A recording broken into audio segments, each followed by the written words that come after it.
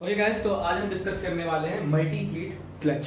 ठीक है, तो कैसे काम करता है ये मैंने मल्टी प्लेट क्लच का बनाया है। सबसे पहले देखते हैं क्लच का काम क्या है, फिर से मैं वही चीज़ बनाऊंगा। जरूरी है जानना। ये हमारा इंजन हो गया, ये मैंने बनाया गियर बॉक्स, और ये प्रोपेलर शाफ्ट, ये हमारा डिफरेंशियल, और ये हमारा व्हील, दिस इज व्हील। तो इंजन से जो शाफ्ट निकलता है और गियर बॉक्स से जो शाफ्ट निकलता है, इन्हीं के बीच में हमारा लगा होता है क्लच।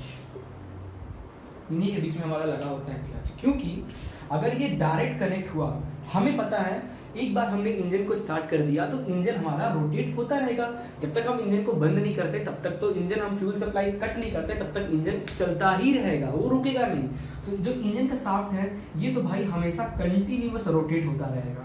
बट अगर आपको गियर को चेंज करना हो, क्योंकि रोड वैसा है, रोड खराब नहीं है, या फिर आपका चढ़ान है तो टॉर्क ज़्यादा चाहिए, ढलान है टॉर्क कम चाहिए, तो ऐसा है प्लेन सरफेस पे जा रहे हो तो टॉर्क कम चाहिए, स्पीड ज़्यादा चाहिए, ठीक है, तो उसके लिए आप गियर को चेंज करते हो। तो गियर, अगर आप कभी चलती गाड़ी में गियर चेंज करते हो तो क्या दिक्कत आता है, बहुत नॉइज होती है, फिर कभी कभी क्या होता है तो गियर का टिप टूट जाता है।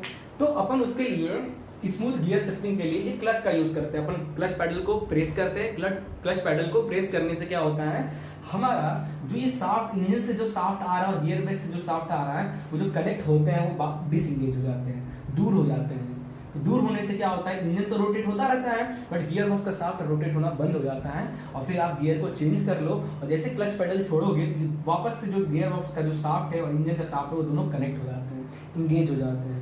ठीक है, तो उससे क्या होता है, फिर गियर बॉक्स स्टार्ट होता है रोटेट होना, उसके रोटेट होने से आपका व्हील भी स्पीड जैसा है वैसा पकड़ लेता है।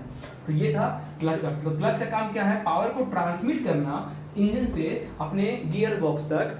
ठीक है, पावर को ट्रांसमिट करना इंजन से गियर बॉक्स तक, ठीक है। तो जैसे इंगेज, और क्या करता है, वो जो शाफ्ट है जो पावर ट्रांसमिट कर, उस पावर को इंगेज और डिसएंगेज करता है हमारा क्लच। ठीक है, तो जनरली देखो ये हमारा जो आ रहा है ये इंजन से आ रहा है, ठीक है, इसको हम लोग कहते हैं ड्राइविंग शाफ्ट। ड्राइविंग शाफ्ट हमारा इंजन से आ रहा है। ये जो ब्लू कलर से दिख रहा है ये हमारा फ्लाईव्हील है। ये ब्लू कलर से जो दिख रहा है ये हमारा फ्लाईव्हील है। ये इंजन से ये फ्लाईव्हील कनेक्ट है ना, तो ये फ्लाईव्हील तो कंटिन्यूअस रोटेट होता रहेगा जब तक इंजन को आप ऑफ नहीं करते हो। ध्यान से देखो इस ब्लू वाले पार्ट को, जितना हैच मैंने इसको छोड़कर ये जितना पार्ट मैंने ये ब्लू कलर से रखा है, दैट्स कॉल्ड फ्लाई व्हील। ठीक है, इस फ्लाई व्हील को ध्यान से देखो, ये कंटिन्यूअस रोटेट होता रहेगा। एक बार इंजन स्टार्ट कर दिया तो वो कंटिन्यूअस रोटेट होता रहेगा। तो अभी जो मैंने डायग्राम बनाया है उस डायग्राम को ध्यान से देखो, क्या इंजन के चलने से ये जो शाफ्ट है, क्या ये शाफ्ट रोटेट हो रहा है? अभी जो मैंने ड्राइंग बनाया है इस ड्राइंग को ध्यान से देखो और बताओ ये जो शाफ्ट है क्या ये शाफ्ट रोटेट हो रहा है? अगर इंजन को मैं रोटेट कराऊं तो क्या ये शाफ्ट रोटेट हो रहा है? मैं टाइम दे रहा हूं, सोचो और ध्यान से देखो। जो ब्लैक कलर से हैश दिख रहा है ये नंबर ऑफ प्लेट्स हैं, नंबर ऑफ क्लच प्लेट है, ये क्लच प्लेट है। अब देखो ध्यान से फिगर और बताओ, इंजन का शाफ्ट रोटेट हो रहा है तो क्या हमारा ये जो गियर बॉक्स का जो शाफ्ट है ये रोटेट होगा? अभी जो डायग्राम बनाया है आपका आंसर आएगा नहीं होगा। रीजन क्या है, जो आपका जो क्लच प्लेट है, आप क्लच प्लेट देखो, ये क्लच प्लेट जो है ये कहाँ कनेक्ट है, हमारा इसी शाफ्ट पे कनेक्ट है ना, देखो, और ये अभी फ्लाई व्हील से अटैच नहीं है। ये फ्लाई व्हील हमारा ये भी है, ये भी है, ये भी है, ये फ्लाई व्हील ये भी है, ये भी है, इधर भी, ठीक है। फ्लाई व्हील से क्या ये अटैच है? नहीं अटैच है ना, तो फ्लाई व्हील तो रोटेट होता रहेगा बट हमारा गियर बॉक्स रोटेट नहीं होगा, क्योंकि फ्लाई व्हील जो है, हमारा जो क्लच प्लेट है वो फ्लाई व्हील से अभी अटैच नहीं हुआ है। अटैच होगा तो जैसे ये अटैच होगा फ्लाई व्हील से तो फ्लाई व्हील रोटेट तो हो ही रहा था, तो हमारा क्या होगा, ये क्लच प्लेट भी रोटेट होगा। और क्लच प्लेट किससे कनेक्ट है? इस शाफ्ट से। तो क्लच प्लेट जब रोटेट होंगे तो ये शाफ्ट भी रोटेट होगा, फिर पावर ट्रांसमिट होगा उधर। अभी तो पावर ट्रांसमिट नहीं हो रहा है बट हमारा ये रोटेट हो रहा है। तो अपन क्या करते हैं, ये केस कब होता है? जब आप पैडल को प्रेस करके रखे होते हो तब। जब आप पैडल को प्रेस करते हो तो पैडल को प्रेस करने से ये जो बियरिंग है, जो शाफ्ट पे बियरिंग लगा, ये बियरिंग आगे की ओर आता है और ये जो आपका प्रेशर प्लेट है, प्रेशर प्लेट को पुश करता है। तो ये प्रेशर प्लेट क्या होता है, पीछे की ओर जाता है। प्रेशर प्लेट को पीछे, ये प्रेशर प्लेट पे पीछे की ओर लोड लगता है, और जो प्रेशर प्लेट का जो एंड है ये आगे की ओर लोड लगता है। तो क्या होता है, जितने ये इस पे शाफ्ट पे जितने प्लेट लगे हैं वो सब डिसएंगेज हो जाते हैं। क्या होते हैं, डिसएंगेज। जो अभी आपको दिख रहा है ऐसे हो जाते हैं, जैसा दिख रहा है वैसे। किसी भी फ्लाईव्हील से, कोई भी क्लच फ्लाईव्हील से कहीं भी अटैच नहीं है इस केस में, ठीक है। और जैसे हम क्लच छोड़ते हैं, जैसे हम क्लच को छोड़ेंगे, ये पावर हट जाएगा, ये पावर जो इधर जा रहा था ये हट जाएगा, और जितने हमारे फ्लाईव्हील हैं वो क्या होंगे, हमारे ये पार्ट आगे आ जाएगा, ठीक है। तो ये पार्ट इससे अटैच हो जाएगा, ठीक है। ये भी इससे आएगा, ये इससे अटैच हो जाएगा,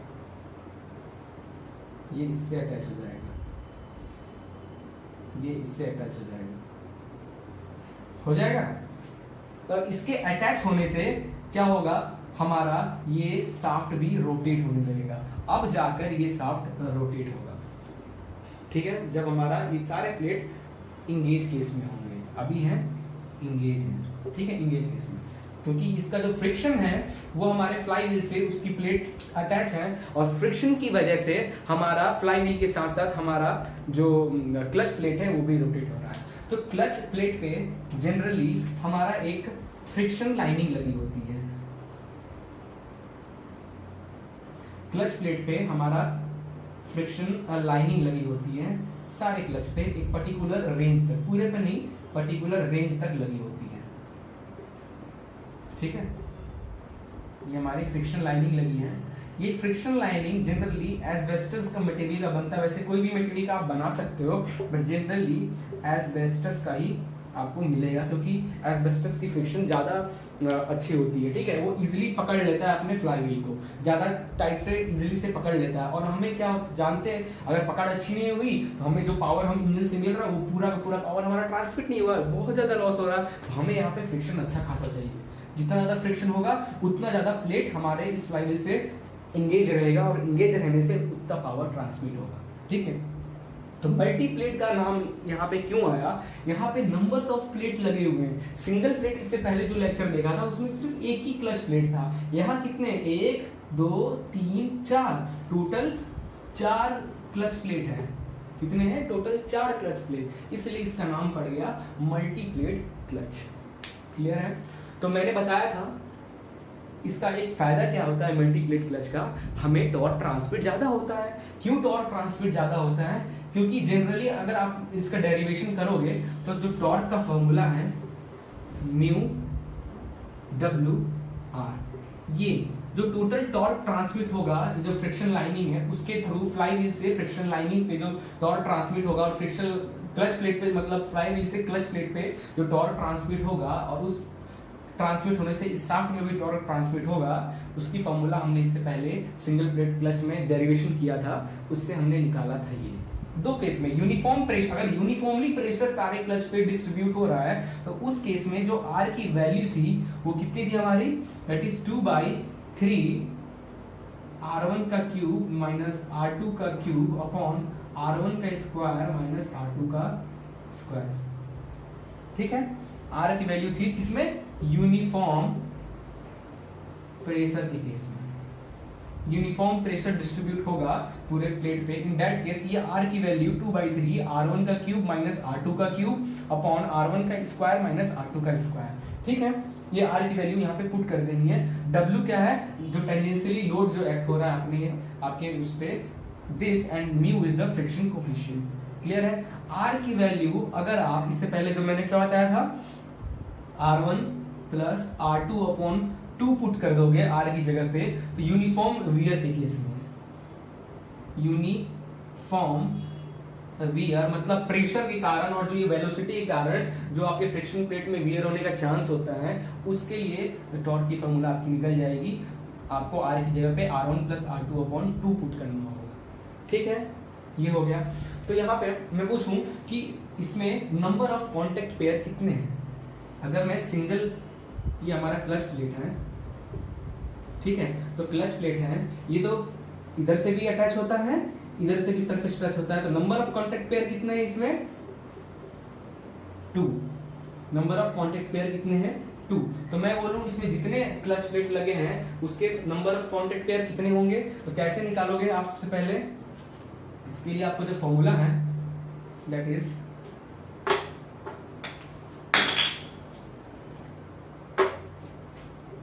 n is equal to n1 plus n2 minus 1। इससे आप इजीली कैलकुलेट कर लोगे, ठीक है। Where what is n1?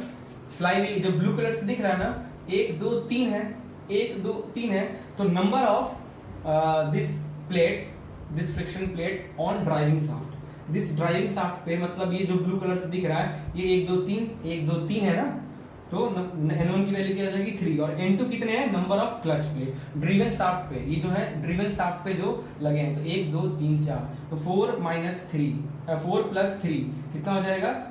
4 5 6 7, 7 minus 1 is equal to 6, तो नंबर ऑफ पेयर कितने हो जाएंगे 6। तो अगर आप इन सबसे टॉर्क कितना ट्रांसमिट हो रहा है उसके लिए करना क्या है, आपको जितने नंबर ऑफ प्लेट आपने लगाया है 1 2 3 4, इसमें 4 प्लेट है, तो टॉर्क इन चारों कितना टॉर्क ट्रांसमिट हो रहा है इस फॉर्मूले में आपको 4 का मल्टीप्लाई कर दोगे तो टोटल टॉर्क आपका निकल जाएगा। अगर 3 प्लेट होता तो 3 मल्टीप्लाई करते, 2 प्लेट्स होते तो 2 मल्टीप्लाई करते, तो टोटल टॉर्क कितना ट्रांसमिट हो रहा है इंजन से आपके इस गियर बॉक्स के शाफ्ट पे, वो इजीली कैलकुलेट कर लोगे। तो ये जो डेरिवेशन वाला पार्ट है, ये जनरली में जो डोम या टोम वगैरह आप पढ़ोगे, डायनामिक ऑफ मशीन या ये सब मशीन डिजाइन, उसमें ये टर्म्स काम आएगा। और ऑटोमोबाइल के लिए अगर ये लेक्चर देख रहे हो तो आपको सिर्फ इसकी थ्योरी समझ में आना चाहिए, क्योंकि न्यूमेरिकल ऑटोमोबाइल के केस में बहुत कम 2 से 3% चांस है कि न्यूमेरिकल एग्जाम से पूछे जाते हैं। अदरवाइज आपने इसको समझा, इसको लिखा, एक ये फॉर्मूला और एक ये फॉर्मूला आपको याद रखना है, ठीक है। तो अब बाय डिफॉल्ट न्यूमेरिकल आए तो आप इजीली कर सकते हो, ठीक है। चलिए फिर मिलते हैं नेक्स्ट लेक्चर में।